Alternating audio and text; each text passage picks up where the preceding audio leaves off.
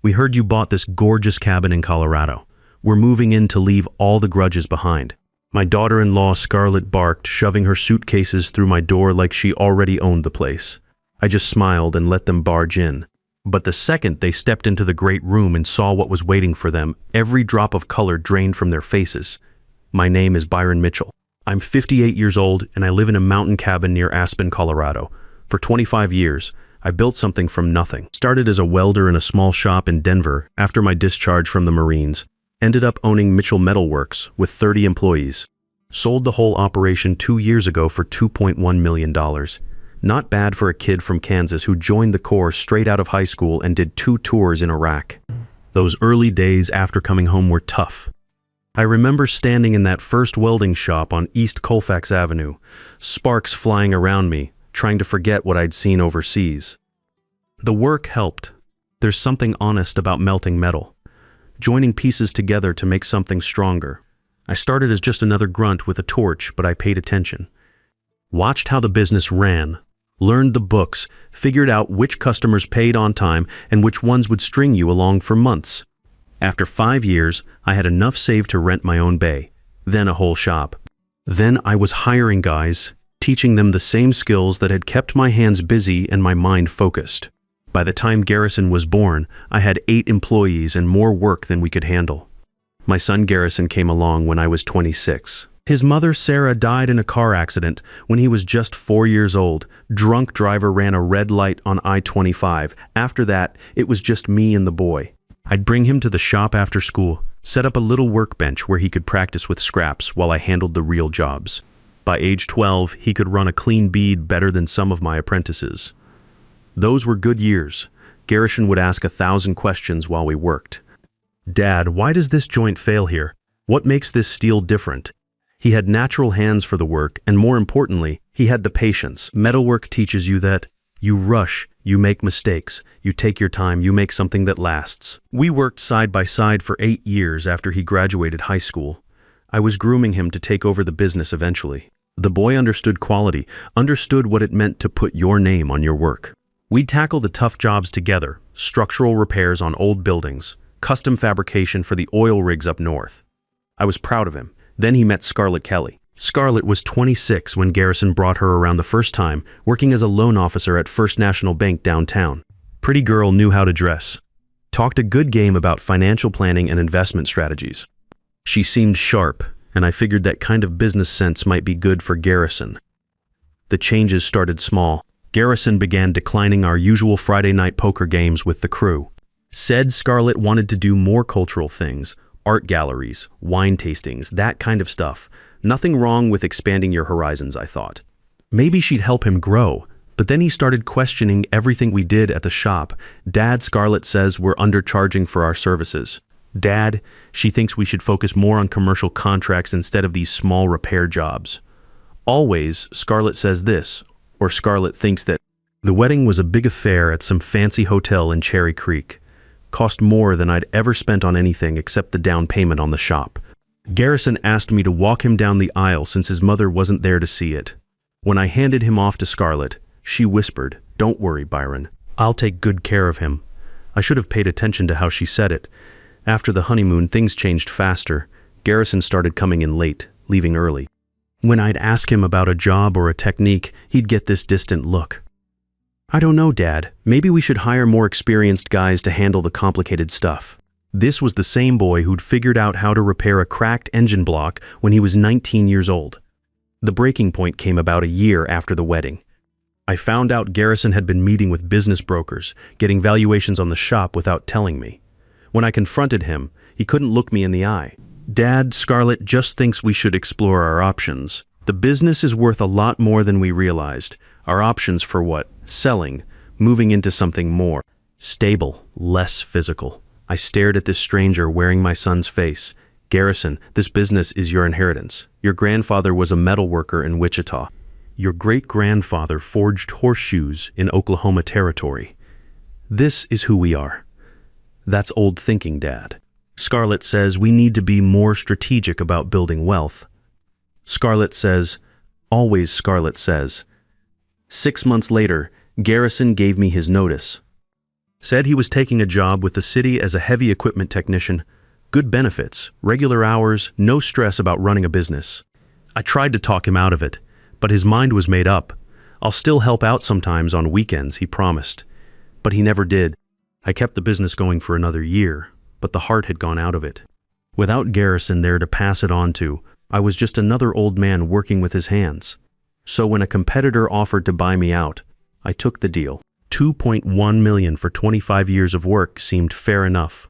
With the money, I bought this cabin up in the mountains. 3,400 square feet of timber and stone overlooking the Roaring Fork Valley cost me $1.8 million. The realtor called it my retirement dream home. I called it my place to lick my wounds and figure out what went wrong with my son. That was 2 years ago. In all that time, Garrison called maybe once a month. Our conversations were stilted, careful, like we were strangers making small talk. He'd ask how I was doing. I'd ask about his job, and neither of us would mention the shop or what we'd lost. But 6 months ago, I accidentally learned the truth about what I'd really lost. I'd called Garrison's phone that Tuesday evening, just wanting to hear his voice, maybe see if he'd come up for a weekend of fishing. The phone rang twice, then went to voicemail.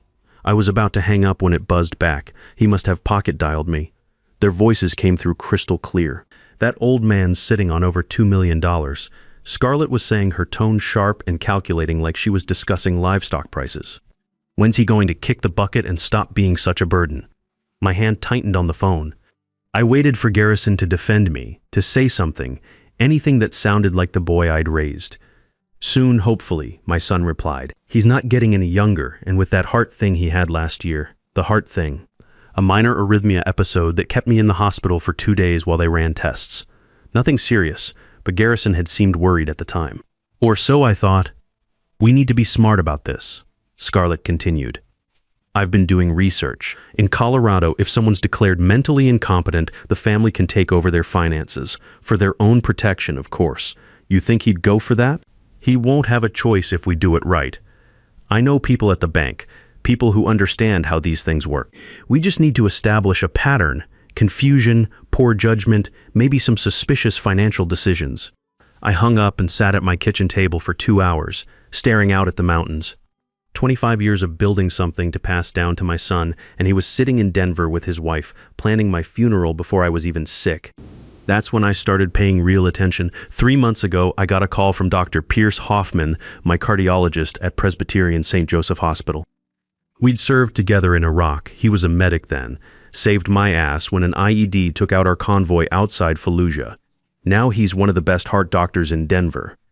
Byron, he said, I need to ask you something, and I want you to be straight with me. How's your mental health? Any confusion, memory issues? Pierce, what the hell kind of question is that? He was quiet for a moment. A woman called my office last week.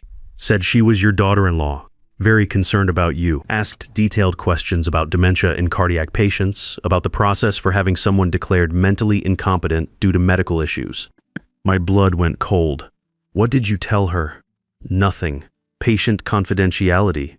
But Byron, if your family's asking these kinds of questions, they're not asking out of concern, I figured. Just wanted to give you a heads up. You need anything documentation of your mental state, a second opinion, whatever, you call me.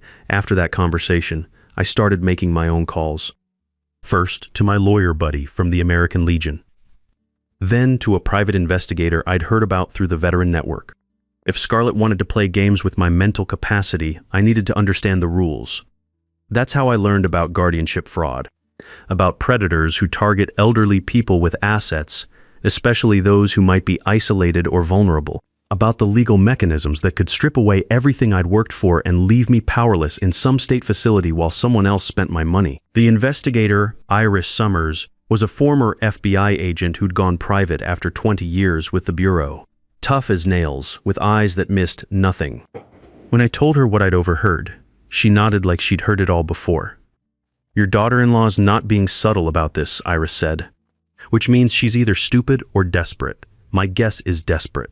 What do you mean? People who target elderly relatives for money usually have their own financial problems. Let me do some digging. What she found made me sick to my stomach.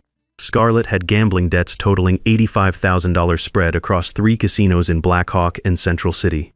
She'd been borrowing against credit cards, taking cash advances, even got a loan from some private lender in Denver at 18% interest. Their house in Thornton was in foreclosure. They had 45 days before eviction. But that wasn't the worst part. She's done this before. Iris told me over coffee at a diner in Wheat Ridge. 3 years ago, in Grand Junction, an 80-year-old widower named Albert Vance. She worked at a bank there too, convinced him to withdraw $50,000 for some investment opportunity that never existed. What happened? Old man died of a heart attack 2 weeks later. Natural causes, according to the coroner, but the timing was suspicious. Scarlett had been named as a beneficiary in his updated will for $25,000. His family was too grief-stricken to ask hard questions. I pushed my coffee cup away. My hands were shaking. There's more. She's been shopping psychiatrists here in Denver, asking hypothetical questions about elderly patients with dementia, building a paper trail to support her claim that you're mentally incompetent. How many doctors? 4 that I've found so far. Same story each time, concerned daughter-in-law asking about an elderly relative showing signs of confusion and poor judgment. The picture was becoming clear. Scarlett hadn't just married my son for love, she'd married him for access to me, to my money, and when gambling ate through whatever she could steal quietly, she decided to go for the whole pot, which brings me to last Tuesday afternoon. The doorbell rang at exactly 2 p.m. Through the frosted glass, I could see 2 figures with enough luggage for a month-long stay. I knew this day was coming. Iris had been tracking their movements, watching the foreclosure timeline. They were down to their last 30 days before eviction. I opened the door with a smile. "Dad," Scarlett pushed past me before I could say a word, dragging 2 massive suitcases that scraped against my hardwood floors. "We heard you bought this gorgeous cabin in Colorado. We're moving in to leave all the grudges behind us, don't you think?" She was already surveying my living room with those calculating eyes, probably adding up the value of every piece of furniture, every painting on the wall. Garrison stood behind her with 3 more bags, looking everywhere except at my face. This was the boy who used to run to me every evening when I came home from the shop, arms stretched wide for a hug. Now he couldn't even make eye contact. "Scarlett," I said, keeping my voice pleasant. "Garrison, what a surprise, isn't it wonderful?" She spun around, arms outstretched, like she was embracing her new kingdom. Family reunited at last.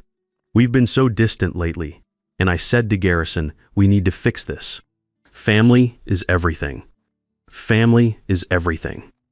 I repeated, the words tasting like ash in my mouth. What they didn't know was that I'd been expecting this visit for weeks. When Iris called to say she'd tracked their car leaving Denver that morning, I'd made my final preparations. The moment I heard their engine pull into my driveway, I pressed record on my phone. Colorado's a one-party consent state, perfectly legal to record conversations in your own home. Of course, I said, reaching for one of their bags, "Let me help you get settled." The first few days were educational. Scarlett wasted no time making herself at home, immediately starting to redecorate my space. These dark leather chairs, "Dad, they're so masculine and heavy. We should brighten this place up with some lighter colors." She ran her fingers along the furniture I'd carefully chosen when I moved in, each piece selected to remind me of the life I'd built. The craftsmanship I appreciated. "I know a great interior designer in Denver," she continued. "She could really transform this place, make it more contemporary." Transform, there was that word again. The same word she'd probably used when convincing Albert Vance to transform his financial portfolio. "I'll think about it," I said, and went to make coffee while she continued her assessment. Meanwhile, I was conducting assessments of my own. On the second day, I left some documents on the kitchen table, investment statements showing my portfolio balance of $2.1 million right there in black and white. Then I retreated to my office and watched through the security camera I'd had installed. Scarlett found the papers within 20 minutes. She looked around carefully, checking if anyone was watching, then pulled out her phone. Click, click, click, photographing every page, every account number, every balance. I had it all on video. That evening, I announced I was going for a drive. "Need to clear my head with some mountain air," I said. "Might be gone a few hours." "Take your time, Dad," Scarlett replied, that practiced smile never wavering. "We'll hold down the fort." Instead of driving the mountain roads, I headed straight to Denver to meet with Holden Reynolds. His law office occupied half a floor in a downtown building, and his reputation in elder law was exactly what I needed. tough, experienced, and utterly without tolerance for financial predators. "Mr. Mitchell," he said, shaking my hand across his mahogany desk. "You said this was urgent. I told him everything. The overheard phone call, Dr. Hoffman's warning about the psychiatric consultations, Scarlett's history with Albert Vance, the gambling debts, the foreclosure timeline." Holden listened without interrupting, occasionally making notes on a legal pad. "Colorado has strong protections for vulnerable adults," he said when I finished. "But guardianship cases can be complicated, especially when family members are involved. They'll need medical evidence that you're incapable of managing your affairs, which doesn't exist." "Exactly. That's your advantage, but we need to be proactive. I want you to undergo a comprehensive mental evaluation, independent clinic, board-certified geriatrician, full cognitive assessment. When they make their move, I want ironclad documentation that you're mentally sound. What else? Keep documenting everything.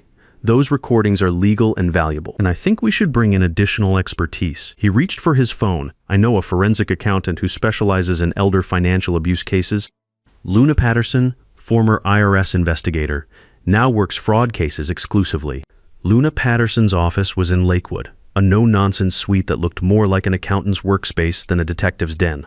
But the woman behind the desk had the sharp eyes of someone who'd spent decades following money trails. "Your daughter-in-law's financial situation is worse than desperate," Luna told me after a week of investigation. "The gambling debts total $85,000, but that's just what I can document. She owes money to 3 different casinos, plus at least 2 private lenders that I've identified."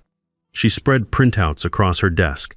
Bank statements, credit reports, loan applications. Their house goes to foreclosure auction in 28 days.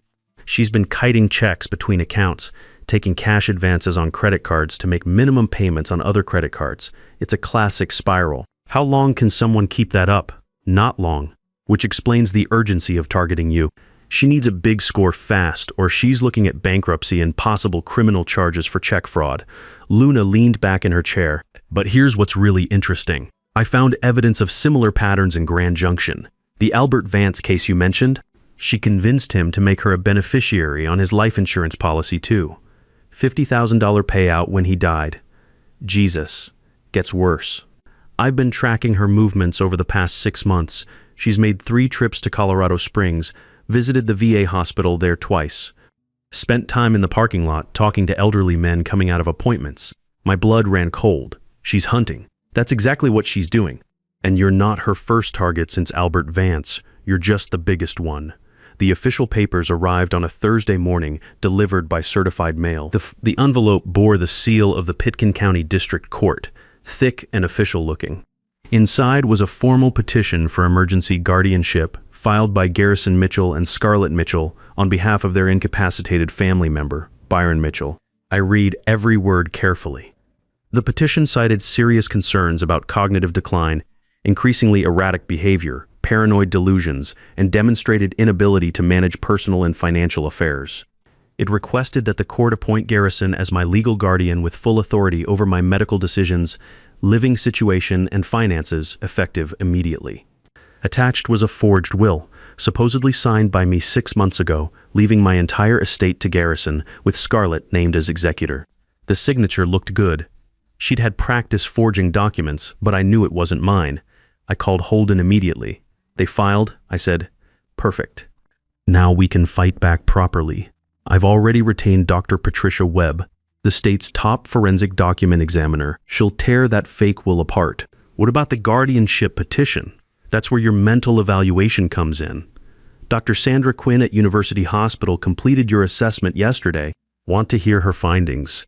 Give it to me straight." Quote, "Mr. Mitchell's cognitive function tests at the 98th percentile for his age group. His memory is excellent, his reasoning skills are sharp, and there's absolutely no indication of dementia, Alzheimer's, or any other cognitive impairment." End quote.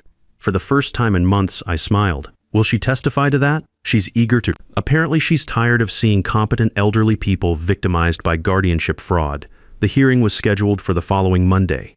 Judge Margaret Sullivan presiding, a former prosecutor with a reputation for no-nonsense rulings and zero tolerance for elder abuse. That weekend, Iris made one final discovery that sealed Scarlett's fate. I've been monitoring her communications. Iris told me over the phone. She's been in contact with someone in Las Vegas, her sister Monica. They've been discussing escape routes, talking about what to do if things go south in Colorado. Flight risk? Absolutely. But that's not the most interesting part. I pulled Monica's financial records. She works at a nursing home in Henderson, Nevada, and 3 elderly residents there have had their bank accounts drained over the past year. Same pattern, small withdrawals at first, then larger amounts, all authorized by someone with power of attorney. Jesus Christ. It's a family business, Byron. They've been running this scam across state lines for years. Monday morning arrived cold and clear. The courthouse in downtown Aspen was already busy when I arrived with Holden and our team of experts. Scarlett sat at the plaintiff's table with a public defender. She could no longer afford private counsel. She dressed conservatively for court, trying to look like a concerned daughter-in-law, but I could see the desperation in her eyes. Garrison sat behind her, looking like he wanted to disappear into the floor. Judge Sullivan reviewed the documents before her with the methodical precision of someone who'd spent decades in courtrooms. "We're here on the matter of Mitchell versus Mitchell," she began. "I've reviewed the petition for emergency guardianship and the supporting documentation." Scarlett's attorney stood up. "Your Honor, my clients are simply concerned about Mr. Mitchell's welfare. Recent behavior suggests significant cognitive decline, and they feel immediate intervention is necessary to protect his assets and well-being." I see Judge Sullivan said dryly. "Mr. Reynolds, I understand you have some concerns about this petition." Holden rose smoothly. "Yes, Your Honor. We're not just opposing this guardianship petition. We're exposing it as part of a calculated scheme to defraud my client of his assets through fabricated medical claims and forged documents." He opened his briefcase and presented our evidence methodically. Dr. Webb's forensic analysis proving the will was forged. Dr. Quinn's comprehensive mental evaluation confirming my cognitive competence. Luna Patterson's financial investigation revealing the gambling debts and the pattern of elder abuse across multiple states. But the most damning evidence was the audio recordings. When the judge heard Scarlett's voice saying, "When's he going to kick the bucket and stop being such a burden?" the courtroom went silent. Finally, it was my turn to testify. I walked to the witness stand, raised my right hand, and swore to tell the truth. Then I told my story, not just about the conspiracy against me, but about what I'd lost. My son, my business, my faith and family. "Mr. Mitchell," the prosecutor asked, "what would you like to see happen as a result of these proceedings?" I looked directly at Scarlett. For just a moment, her mask slipped, and I saw the fear underneath. "I want other elderly people to know they don't have to be victims," I said. "We built what we have through hard work and sacrifice. We're not going to hand it over to predators who see us as easy marks." Judge Sullivan's ruling was swift and decisive. The petition for guardianship is denied. Furthermore, I'm referring this matter to the District Attorney's Office for criminal investigation. "Mrs. Mitchell, you are charged with forgery, fraud, and attempted exploitation of an at-risk adult." Scarlett was arrested that afternoon at the Black Hawk Casino, trying to win enough money to flee the state. The irony wasn't lost on anyone. 3 months later, she pleaded guilty to avoid federal charges. 18 months in state prison, 5 years probation and full restitution to me and Albert Vance's family. Garrison came to see me the night after her sentencing. He stood on my porch looking broken, finally free of her influence, but lost without it. "Dad," he said quietly, "I don't know how to apologize for what I've done." "You can start by rebuilding your life," I told him. "Get clean, get honest, find work that means something to you. Come back to me in a year as the man I raised you to be." He nodded, tears in his eyes. "A year? 1 year. Prove you've changed. It's been 8 months now." Garrison calls every Sunday, tells me about his job at a machine shop in Lakewood, about the mistakes he's making and the things he's learning. He hasn't asked for money once. Last week I received an anonymous cashier's check for $500 made out to the Byron Mitchell Veterans Foundation. I'm using my settlement money to help young veterans learn trades, just like metalwork helped me after Iraq.